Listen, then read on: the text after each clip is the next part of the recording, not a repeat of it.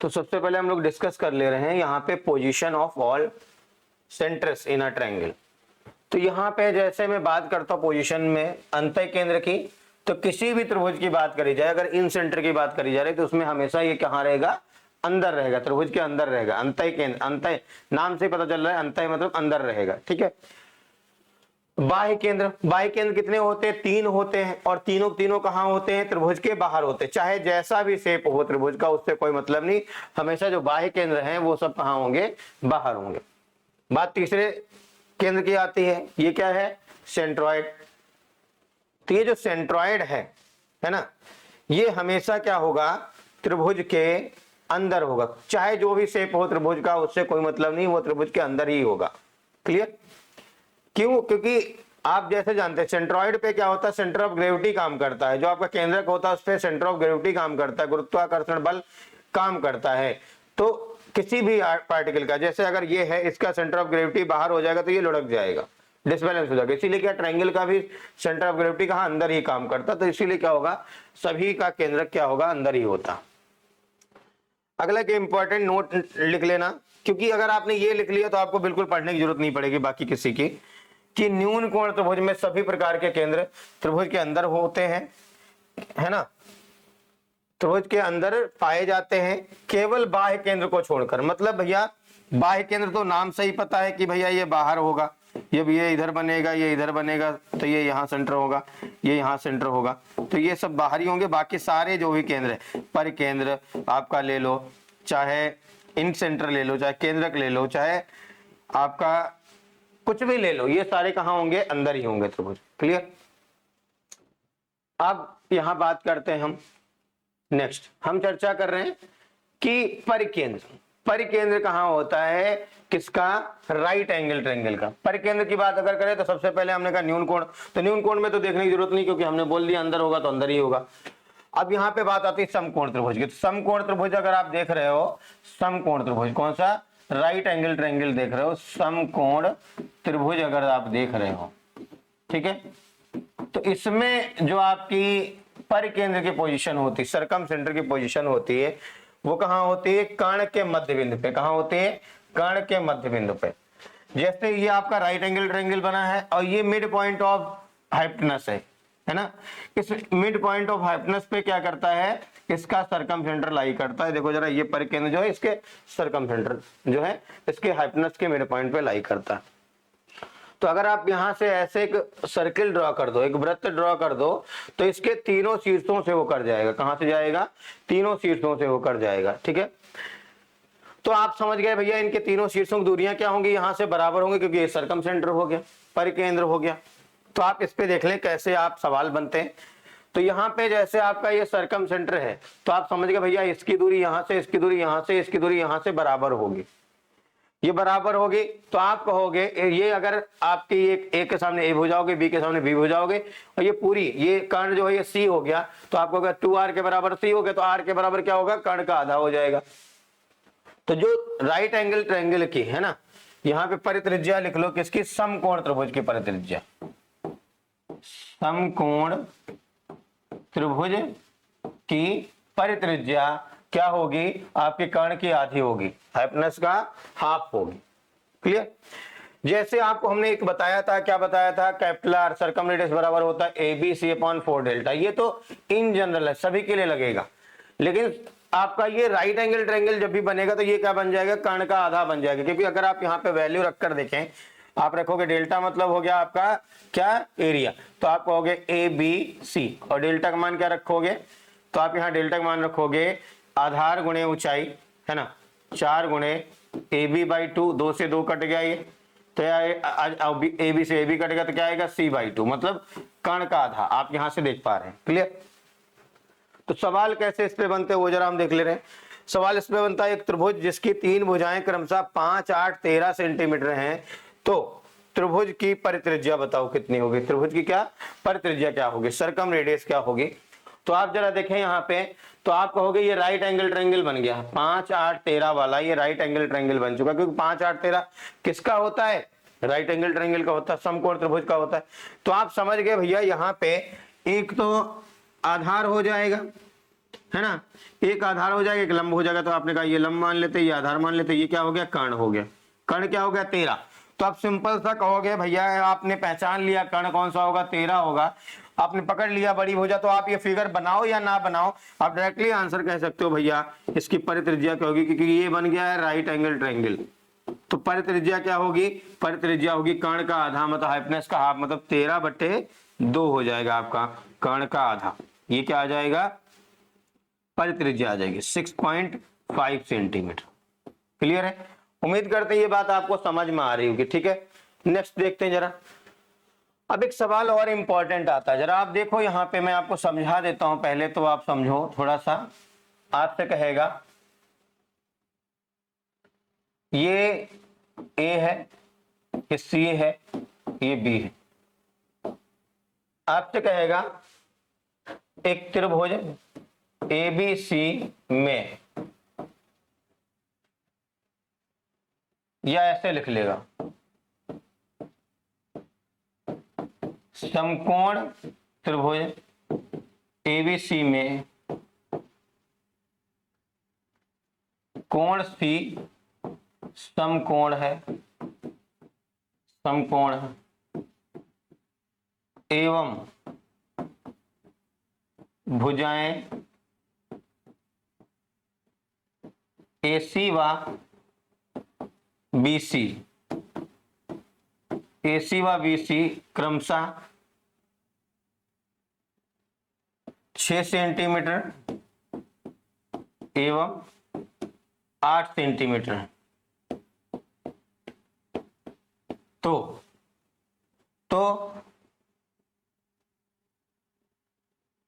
शीर्ष सी से भुजा ए बी पर खींची गई माध्यिका बताओ, माध्यिका की लंबाई बताओ।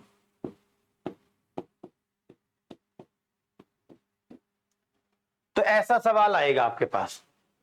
तो जब भी कभी ऐसा सवाल आए तो थोड़ा सा आप यहां डिटेल में देखें। आपसे हमने बोला कि इसका सरकम सेंटर जो है ये मिड पॉइंट पे पाया जाता है, मिड पॉइंट ऑफ हाइपोटेनस पाया जाता है। तो यहां से ये क्या होगा, ये आर के बराबर होगा, ये भी क्या होगा, आर के बराबर होगा।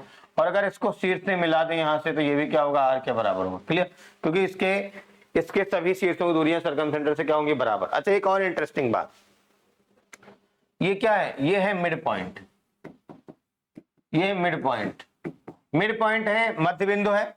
तो आपने कहा भैया, आपने जो डेफिनेशन देखी है किसी भी मीडियन की, आपने अगर इसके मध्य बिंदु को इसके शीर्ष से मिला दिया है तो ये क्या कहलाती है, माध्यिका कहलाती है। क्या कहलाती है, माध्यिका कहलाती, मीडियन कहलाती। तो ये जो लाइन है, ये लाइन क्या कहलाएगी, यही क्या कहलाएगी, सी, शीर्ष सी से सामने वाली भुजा पर खींची गई माध्यिका कहलाएगी। ये क्या हो जाएगी, माध्यिका हो जाएगी, ये इसकी मीडियन हो जाएगी। अगर ये मीडियन हो गई तो आप आराम से ये कह सकते हैं कि इसका मान क्या होगा भैया, आपने कहा ये 6 है और एक 8 है, एक भुजा 6 हो गई, एक भुजा ये 8 हो गई, तो ये वाली भुजा कितनी होगी, इसका हाइपोटेनस कितना होगा, तो आप कहोगे 10 होगा। तो भैया ये आर है, ये आर है, ये आर है, तो आप कहोगे ये क्या होगा, आर के बराबर होगा, ये कैपिटल आर के बराबर होगा। और ये होगा 10 का आधा, 10 का आधा मतलब 5 सेंटीमीटर। कितनी होगी, 5 सेंटीमीटर। ये क्या होगी, माध्यिका होगी। क्या होगी, माध्यिका होगी, मीडियन होगी, जो कि शीर्ष सी से खींची गई। ठीक है, जिसका नाम होगा, आपने कहा मान लेते इसका नाम डी है ये, तो सी डी कहा जाएगा। क्या कहा जाएगा, सी डी कहा जाएगा। तो एक और पॉइंट आप नोट कर लेना यहां पे, क्या नोट कर लेना, किसी भी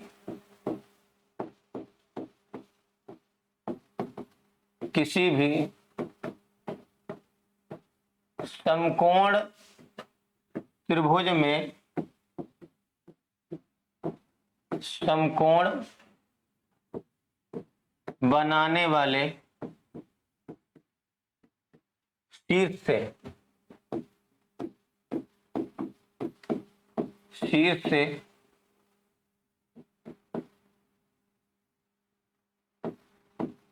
खींची गई माध्यिका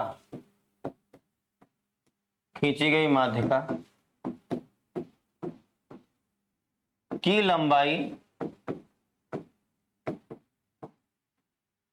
इसकी परित्रिज्या के बराबर होती, इसकी परित्रिज्या के बराबर होती।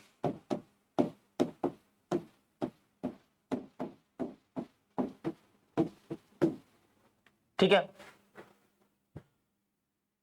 कहा जाता है कि किसी समकोण त्रिभुज में समकोण बनाने वाले शीर्ष से खींची गई माध्यिका इसकी परित्रिज्या के बराबर होगी ना। The length of median that is drawn from a right angle vertices is equal to their circumradius. ठीक है, तो सिंपल सा आप ये कह सकते हैं कि भैया समकोण बनाने वाले शीर्ष से खींची गई माध्यिका जो d अगर होगी तो इसकी सर्कम रेडियस r होगी और ये क्या होगी c/2 होगी, कर्ण का आधा होगी। क्लियर, आगे बढ़ते हैं। अच्छा, एक और बात सवाल पूछा जाता है, जरा आप बताओ यहाँ फटाफट। हमने आपको बता रखा है, जैसे ये आपका राइट एंगल ट्रायंगल है और ये आपका सिंपल सा मैं मान लेता हूं कुछ 9 सेंटीमीटर है, ये आपका 12 सेंटीमीटर है, तो ऑटोमेटिक ये राइट एंगल ट्रायंगल तो ये कितना हो जाएगा 15 सेंटीमीटर हो जाएगा। अब मैं आपसे कहूं कि भैया इसकी माध्यिकाएं खींची गई, पहली ये माध्यिका खींची गई, दूसरी ये माध्यिका खींची गई, तीसरी ये माध्यिका खींची गई, तो ये क्या हो जाएगा सेंटर ऑफ ग्रेविटी हो जाएगा। क्या हो जाएगा ग्रेविटी सेंटर ऑफ, ये ए है, ये सी है, ये बी है। तो आपसे मैं कहूं ये अगर डी है तो मैं अगर आपसे ये कह दूं कि सीजी का मान कितना होगा, सीजी का लेंथ कितना होगा, या फिर मैं पूछ दूं जीडी का लेंथ कितना होगा, तो आप आराम से बता दोगे कि नहीं बता पाओगे, ये जरा बताओ। ठीक है, फटाफट, बहुत आसान सवाल। ये सब क्या है, बहुत ही इजी कॉन्सेप्ट है और आप यहाँ पे बस अंडरस्टैंडिंग की वजह से, ना अंडरस्टैंडिंग होने की वजह से लगाते हैं सवाल को। तो बहुत सारे लोग क्या करते हैं, यहाँ पे अपोलोनियस थ्योरम लगाएंगे, है ना। इवन यहाँ पे भी अपोलोनियस थ्योरम लगाते हैं, इस वाले में भी अपोलोनियस थ्योरम लगाने की जरूरत नहीं। अब डायरेक्टली लिख दो मीडियन क्या होगी, कर्ण का आधा होगी, है ना, सर्कम रेडियस के बराबर होगी। तो आप अगर यहाँ पे देखें, आप इसमें क्या अपोलोनियस थ्योरम लोग लगाने लगे, लेकिन कोई जरूरत नहीं है। आप सिंपल सा कहोगे भैया ये जो CD है भाई हमें निकालना है GD का मान, GD का मान निकालना है और GD आएगा CD में। तो सबसे पहले हम लिखते हैं CD, और जो CD होगी ये होगी कर्ण से खींची गई माध्यिका। ये क्या होगी, कर्ण से खींची गई माध्यिका, सॉरी कर्ण इसके राइट एंगल शीर्ष से, है ना, समकोण शीर्ष से खींची गई माध्यिका। ठीक है, कर्ण पर खींची गई माध्यिका कही जाएगी। तो CD क्या हो जाएगी, मीडियन हो जाएगी, और ये जो मीडियन हो जाएगी ये सिंपल सा क्या होगी, आपने अभी पढ़ा था, ये सर्कम रेडियस के बराबर होगी, मतलब ये कर्ण का आधा होगी, है ना, कर्ण का क्या होगी, आधा होगी। अब कर्ण कितना है, तो आपने कहा 15, अब 15 का आधा कितना हो गया 7.5, कितना हो गया 7.5 सेंटीमीटर। अब जरा देखो सेंटर ऑफ ग्रेविटी, किसी भी त्रिभुज में जो सेंटर ऑफ ग्रेविटी है ये मीडियन को किस रेशियो में काटता है, तो आपको हमने बताया था 2:1 के रेशियो में। वर्टेक्स की तरफ 2 होता है और एज की तरफ क्या होता है, 1 रेशियो होता है ना। तो आप कहोगे भैया ये जो काटेगा, ये जो भुजा को कट करेगा, ये यहां से यहां तक का 2 रेशियो होगा, ये तो ये आगे क्या होगा, ये 1 रेशियो होगा। तो 2:1 कितना होगा, 3 रेशियो। तो आप कहोगे भैया यहाँ के हिसाब से 3 रेशियो बराबर 7.5 सेंटीमीटर है।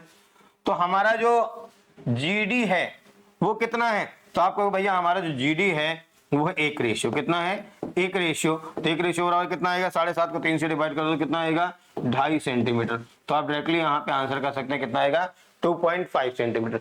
तो एक जो डिफिकल्ट सवाल है, जो लोगों को लगता है यार कि ये बहुत कठिन पूछ लिया गया, जो उकी बहुत आसान है अगर आप सारी थ्योरम्स को रिलेट कर पाते हैं, है ना, आप कनेक्टिविटी बना पाते हैं, तो वो सारी थ्योरम्स आपको सारी डेटा को बहुत आसान कर देती हैं, आप इजी वे में अंडरस्टैंड कर पाएंगे। ठीक है, चलिए नेक्स्ट क्वेश्चन को हम जरा देख ले रहे हैं, यहाँ पे नेक्स्ट देख ले रहे हैं।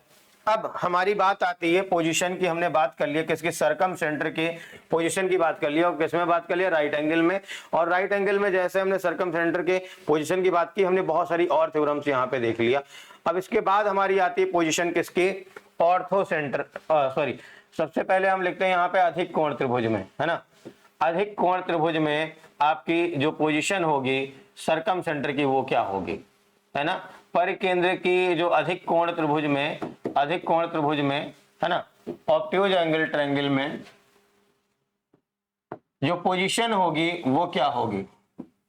तो जरा देखते हैं, कभी भी अगर आपको कोई दिक्कत हो तो आप तुरंत ड्रॉ कर लिया करो। जैसे ये ऑब्ट्यूज एंगल ट्रायंगल है, तो हमने कहा भैया हमको नहीं पता कि कहाँ पे है, तो क्या करते हैं, आपने कहा सरकम सेंटर आता कैसे है, तो आपको मैंने बताया कि भैया इसके लंबार्धक से आता, तो लंबार्धक मतलब आधा हो मिड पॉइंट और लंब हो, तो आपने लंब खींच दिया ऐसे, ये ऐसे खींच दिया, यहाँ पे मिड पॉइंट पे लंब खींचा ऐसे खींच दिया, तो ये यहाँ कट कर गया, इसका मतलब भैया यहीं पाया जाएगा। अगर हम यहाँ का मिड पॉइंट कोई लें और इस पर लंब खींचे तो ये यहाँ से जाएगा। तो आप जरा देखो सरकम सेंटर कहाँ पे आ गया, ये यहाँ पे आ गया सरकम सेंटर। और आपको ये कहाँ दिख रहा है, ये अधिक कोण है, अधिक कोण के सामने दिख रहा है, अधिक कोण के सामने दिख रहा है। तो भैया जो अधिक कोण त्रिभुज होता है इसमें जो सरकम सेंटर होता है वो त्रिभुज के बाहर, त्रिभुज के बाहर पाया जाता है।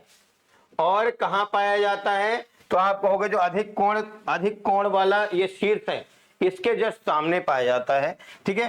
तो अधिक कोण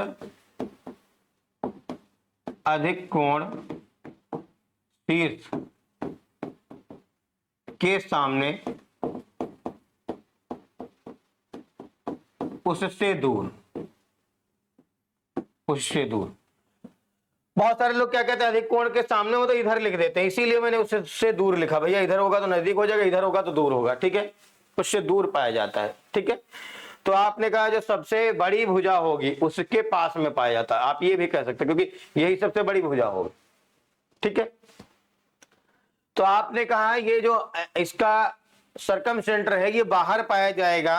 और अगर आप यहाँ पे वृत्त खींचना चाहोगे तो कैसे बनेगा भैया, इसको आप सेंटर मान के यहाँ पे एक सर्किल ड्रॉ करोगे तो ये कुछ इस तरीके से ड्रॉ होगा, ठीक है। तो ऑब्ट्यूज एंगल ट्रायंगल अधिक कोण त्रिभुज में आपने देखा कि इसका जो सरकम सेंटर है ये कहाँ पाया जाता है, बाहर पाया जाता है। अगला हम लोग देख ले रहे हैं और अब हम लोग पोजीशन देखने जा रहे हैं। देखो सबसे पहले हम लोग जो पोजीशन चेक कर चुके हैं वो चेक कर चुके हैं अंतः केंद्र, बाह्य केंद्र, केंद्रक की और न्यून कोण में सारे होते हैं परिकेंद्र की। अब हमारा जो अगला आता है 5 नंबर, अब वो हमारा आता है ऑर्थो सेंटर की। तो ये 5 नंबर हमारा जो है ऑर्थो सेंटर मतलब कि लंब केंद्र की हम लोग पोजीशन चेक करने जा रहे हैं। लंब केंद्र ये ऑर्थो सेंटर है। ऑर्थो सेंटर कहां पे पाया जाता है वो हम जरा देख लेते हैं। तो जो ऑर्थो सेंटर है ये ऑर्थो सेंटर आपका, अगर हम समकोण त्रिभुज की बात करें, किसकी बात करें, समकोण त्रिभुज की, राइट एंगल ट्रायंगल की बात करते हैं। तो राइट एंगल ट्रायंगल में जो ऑर्थो सेंटर है ये हमेशा समकोण बनाने वाले शीर्ष पर पाया जाता है। कहां पाया जाता है, समकोण बनाने वाले शीर्ष पर पाया जाता है, ठीक है। At the right angle vertex, तो राइट एंगल वर्टेक्स पे ये पाया जाता है, मतलब यहां ये राइट एंगल है तो यहां पे पाया जाएगा। ये क्या होगा, इसका ऑर्थो सेंटर होगा। लंब केंद्र होगा ये,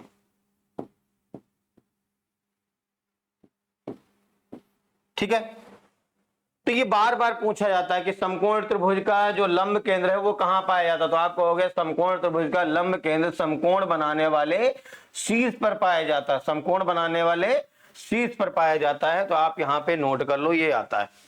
अच्छा ये कैसे आता है, ऐसा कोई जादू थोड़ी ना होगा कि आपको रटना कुछ भी नहीं है, कुछ भी एक सिंगल पॉइंट नहीं रटना है। मैं आपको दिखाता हूं, जैसे ये ए है, ये सी है, ये बी है, और हमने आपको बताया भैया जो ऑर्थो सेंटर वो कैसे बनता है।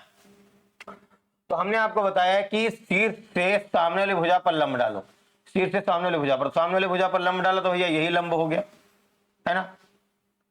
और आपने कहा इस वाले शीर्ष से इस वाली भुजा पर लंब डालो, तो आपने कहा जब लंब डाला तो यही लंब हो गया, ठीक है। इसमें ये लंब हो गया और ये लंब कहां पे कट कर रहे हैं, यहां पे कट कर रहे हैं। तो जहां पे लंब कट करते हैं वही इंटरसेक्शन पॉइंट क्या होता है, ऑर्थो सेंटर होता है।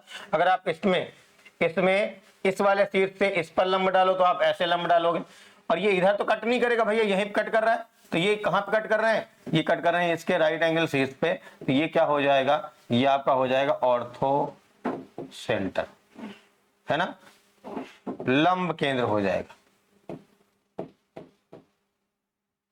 इसका क्या हो जाएगा, लंब केंद्र हो जाएगा।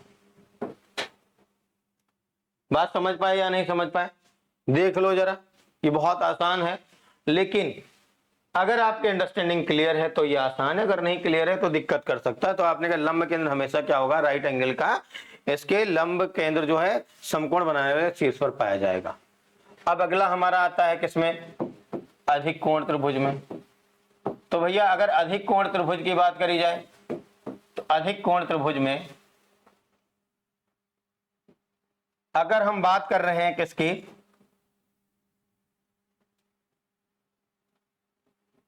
ऑब्ट्यूज एंगल ट्रायंगल में हम बात कर रहे हैं किसकी, ऑर्थो सेंटर की, लंब केंद्र की। तो लंब केंद्र इसमें कहां पाया जाएगा, तो भैया लंब केंद्र जो इसका है ये पाया जाता है अधिक कोण जो है उसके पास में और बाहर। कैसे पाया जाएगा वो जरा हम देख ले। तो भैया आपने कहा तुरंत हम क्या करते हैं, इस वाले शीर्ष से इस वाली भुजा पर लंब डालते हैं। तो आपने कहा ये लंब डाला, ये यहाँ पे आगे बढ़ गया, और इस वाले शीर्ष से हम इस वाली भुजा पर लंब डालते हैं, ये लंब डाला ऐसे आगे बढ़ा, और ये यहाँ पे कहीं कट कर गए, ये यहाँ पे कट कर गए कहीं। तो आपने कहा भैया ये यहाँ पे कट कर रहा है, इस वाले शीर्ष से इस वाली भुजा पर हमने लंब डाला, तो ये यहाँ पे भाई यही तो हाइट होंगी, ये ऊंचाइयां होंगे, ऊंचाइयों कटान बिंदु को क्या कहते हैं, ऑर्थो सेंटर कहते हैं, आपका लंब केंद्र कहते हैं। तो आपने कहा ये आ गया आपका लंब केंद्र।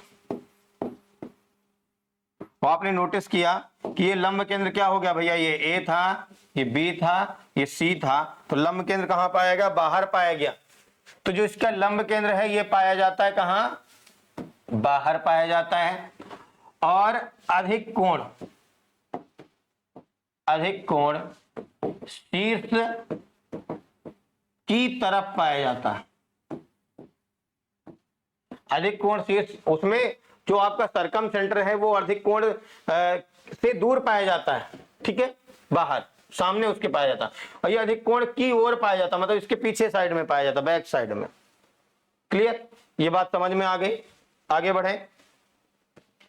अब हमारी बात आती इन सेंटर की। तो इन सेंटर तो भैया सब में अंदर ही होता है, और इन सेंटर कहीं पे और कहीं इंपॉर्टेंट नहीं है। ऑब्ट्यूज एंगल में भाई यहाँ पे आ जाएगा, कोई दिक्कत नहीं, लेकिन इन सेंटर जो है राइट एंगल ट्रायंगल का, ये बहुत इंपॉर्टेंट है। तो समकोण त्रिभुज में जो आपका अंतः केंद्र है ये इंपॉर्टेंट है, तो जरा हम इसको चर्चा कर लेते हैं। समकोण त्रिभुज में अंतः केंद्र,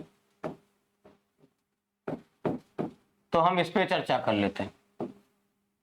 तो समकोण त्रिभुज में अगर हम अंतः केंद्र की बात कर रहे हैं, मतलब कि भैया अगर ये हमारा राइट एंगल ट्रायंगल है, हम इसमें इन सेंटर की बात कर रहे हैं, एंगल बाइसेक्टर से बना इन सेंटर होगा, तो ये कहीं यहाँ पे मान लेते हैं इन सेंटर पाया जाएगा। तो यहाँ से अगर आप खींचोगे तो इन तीनों वृत्त को टच करता हुआ, तीनों भुजाओं को टच करता हुआ एक वृत्त आपका खींच जाएगा, ये यहाँ पे ये इन सेंटर, ठीक है।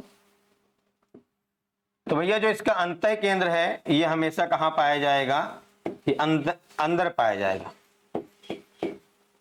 अंतः केंद्र कहाँ पाया जाता, अंदर पाया जाता। बात ये अंदर बाहर नहीं बताना चाह रहा था मैं, यहाँ ये बताना चाह रहा था कि भैया यहाँ से ये दूरी बराबर हो गई, ये दूरी बराबर हो गई, ये दूरी बराबर होगी, इसको हम कहेंगे अंतः त्रिज्या। क्या कहेंगे, अंतः त्रिज्या। अच्छा, बहुत सारे लोग क्या है समबाहु त्रिभुज में देख लेते हैं कि अंतः त्रिज्या और परित्रिज्या का जो अनुपात होता है वो 1:2 होता है, और समकोण त्रिभुज में भी लगा देते हैं 1:2, तो वो गलत हो जाएगा, वो गलत हो जाएगा, ठीक है। जो 1:2 है वो केवल और केवल समकोण त्रिभुज में होता, समबाहु त्रिभुज में होता है, आपका इक्विलैटरल ट्रायंगल में होता है, समकोण वगैरह में नहीं होगा। तो अगर आपने ये कभी पढ़ लिया है, समबाहु त्रिभुज में पढ़ लिया 1:2 होता है, और आप अगर कहीं भी लगाने लगोगे, इक्विलैटरल ट्रायंगल में आपने पढ़ लिया 1:2 होता है, और आप कहीं भी लगाने लगो तो वो गलत हो जाएगा, और बाकी जगह 1:2 नहीं होता है। तो अब इसका ये सरकम सेंटर और इन सेंटर, इन सब की हम चर्चा कर रहे थे। तो भैया इन सेंटर से हमारा बना इन रेडियस, है ना, और ये इन सर्किल, और इन सर्किल से बना हमारा इन रेडियस। अगर हम नाम यहाँ पे दे दें इनके शीर्षों के, तो अगर हमने कहा ये ए है और ये बी है और ये हमारा सी है, तो ए के सामने ए भुजा हो गई, बी के सामने की बी भुजा हो गई, सी के सामने की सी भुजा हो गई। तो इसकी जो अंतः त्रिज्या होती है, ये क्या होती है, अंतः त्रिज्या। तो इसकी अंतः त्रिज्या स्मॉल आर से रिप्रेजेंट करी जाती है और ये होती है सिंपल सा a plus B minus C by two, a plus B minus C by two. तो आप इसको ऐसे लिख सकते हो, समकोण बनाने वाली भुजाओं का योग, समकोण बनाने वाली भुजाओं का योग, भुजाओं का योग है ना, और माइनस कर्ण, और इन सब का क्या आधा कर दो, तो ये क्या आ जाएगी, अंतः त्रिज्या आ जाएगी, स्मॉल आर आ जाएगी।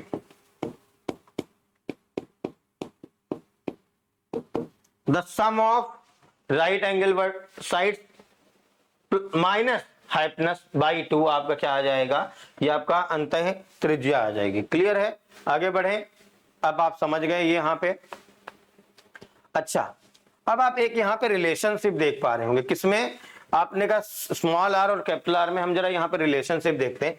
तो ये केवल और केवल राइट एंगल ट्रायंगल की बात चल रही है, राइट एंगल ट्रायंगल की हमारी बात चल रही है। राइट एंगल ट्रायंगल में अगर आपकी जो अंतः त्रिज्या है ना, और परित्रिज्या है, इसकी अगर बात करें तो आपने कहा भैया यहाँ अंतः त्रिज्या और परित्रिज्या में एक रिलेशनशिप आता है। जो परित्रिज्या है वो हो गई सी बाई टू, और जो अंतः त्रिज्या है स्मॉल आर, ये हो गया A plus B minus C by two. ठीक है। अच्छा, एक और आपने देखा था अंतः त्रिज्या के बारे में, आपने कहा था अंतः त्रिज्या जो है आपका स्मॉल आर जो है वो निकाला जा सकता है किससे, आपने कहा था डेल्टा अपॉन एस, है ना, डेल्टा अपॉन सेमी पेरीमीटर से। तो क्या इससे निकाला जा सकता है, इसमें भी, बिल्कुल इसमें भी निकाला जा सकता है डेल्टा अपॉन सेमी पेरीमीटर से। ठीक है ना। तो अब अगर हम इन दोनों को ऐड कर दें, तो आपने कहा आर प्लस जो स्मॉल आर होगा, ये आपने कहा सी बाई टू कट जाएगा, यहां पे आ जाएगा ए प्लस बी बाई टू। तो आप यहां से कह सकते हैं कि अगर मैं समकोण बनाने वाली भुजाओं को जोड़ दूं, तो ये दो गुना हो जाता है किसका, स्मॉल आर और कैपिटल आर का दो गुना हो जाता है। इसके परित्रिज्या और अंतः त्रिज्या का क्या हो जाता है, दो गुना हो जाता है, अगर मैं यहाँ पे इसके समकोण बनाने वाली भुजाओं को योग कर दूं। ठीक है। तो जैसे इनडायरेक्ट वे में उसने क्या किया, सर्कमरेडियस दे दिया, अंतः त्रिज्या दे दिया, और आपसे कहा कि भैया इनका योगफल बताओ कितना होगा भुजाओं का, आप निकाल दोगे क्लियर, है ना। या फिर आपसे कह दिया कि समकोण बनाने वाली भुजाओं का योगफल इतना है, तो आप बताओ कि इसकी परित्रिज्या और अंतः त्रिज्या का योग क्या होगा। तो आप क्या करोगे, समकोण बनाने वाली भुजाओं का आधा कर दोगे योग का, है ना, आंसर आ जाएगा। ठीक है। अब हम देखते हैं, नेक्स्ट देखते हैं। तो हमारा जो मान आ गया वो सिंपल सा आ गया, ये आप अगर यहां से देखना चाहें। अच्छा, दूसरा एक और याद कर लो, यहाँ पे समकोण त्रिभुज में जो आपका अंतः त्रिज्या होता है, स्मॉल आर, इसको लिख सकते हैं एस माइनस सी भी लिख सकते हैं, है ना। कैसे, आपने कहा कभी कभी ऐसा करेगा त्रिभुज में, आपसे ये कह देगा कि एक समकोण त्रिभुज है जिसका सेमी पेरीमीटर इतना है और इसका कर्ण इतना है, तो आप इसकी अंतः त्रिज्या बता दो, है ना। तो ये कुछ अलग नहीं लिखा गया, यहीं से ड्राइव किया गया। आपने कहा अगर हम यहां पे एक c बाई टू ऐड कर दें, तो एक c बाई टू माइनस करेंगे, है ना। तो डायरेक्टली हम यहाँ पे एक c ऐड कर लेते हैं, एक c माइनस कर देते हैं। तो अगर c ऐड करेंगे, c माइनस करेंगे, तो आपका ये बन जाएगा सेमी पेरीमीटर माइनस c। ठीक है। तो आप सिंपल सा अगर या फिर आप यहीं से पुट करके देख लो वैल्यू, s का मान रखा तो क्या आएगा, a plus b plus c by two, और माइनस का c, तो जब आप इसको ओपन करोगे तो क्या आएगा, ये आएगा a plus b plus c minus का 2c बाई टू। ये क्या बन जाएगा, ये बन जाएगा a plus B minus C by two. देखो बन गया, इन रेडियस की नहीं बन गया। तो आपने कहा भैया ये किसके बराबर होता है, इन रेडियस के बराबर होता है। अच्छा, एक बात और, आपने अभी देखा था कि जो स्मॉल आर होती है वो डेल्टा अपॉन एस होती है। इसका मतलब आप ये कह सकते हैं कि किसी भी त्रिभुज का जो एरिया होता है वो होता है सिंपल सा स्मॉल आर, मतलब अंतः त्रिज्या, इनटू सेमी पेरीमीटर, ये होता है। तो आप राइट एंगल ट्रायंगल का जो एरिया निकालते हो वो एरिया एक और तरीके से निकाल सकते हैं भैया। कैसे? तो आपने कहा भैया अगर एरिया हमें निकालना है तो मैं कह दूंगा ये होगा small r into delta, sorry area मतलब डेल्टा बराबर आ जाएगा semi perimeter into small r, ठीक है। और सेमी पेरीमीटर कितना है? s है, और स्मॉल r कितना है? स्मॉल r आपने अभी निकाला s माइनस सी, तो आप यहां से s माइनस सी से, ये भी एक तरीका है एरिया निकालने का राइट एंगल ट्रायंगल का। तो राइट एंगल ट्रायंगल का अगर आप एरिया निकालना चाह रहे हैं तो आप यहां से भी निकाल सकते हैं। क्या आएगा? s इंटू आर, मतलब s इंटू एस माइनस सी। आपसे कह देगा कि किसी समकोण त्रिभुज का अर्ध परिमाप इतना है और आपकी अंतः त्रिज्या इतनी है, या फिर आपका कर्ण इतना है ना। आपसे कह देगा कि समकोण त्रिभुज का जो अर्ध परिमाप है इतना है और इसका जो कर्ण है वो इतना है, तो आप इसका क्षेत्रफल बताओ। तो आप सिंपल सा निकाल लोगे। कैसे निकालोगे? आप सिंपल सा क्या करोगे, यहां लगा दोगे, क्या रूल लगा दोगे, s इंटू एस माइनस सी, s इंटू एस माइनस सी। क्लियर? तो उम्मीद है बात आपको समझ में आ रही होगी और आप चीजों को इंप्लीमेंट कर पाओगे। ठीक, आगे बढ़ते हैं।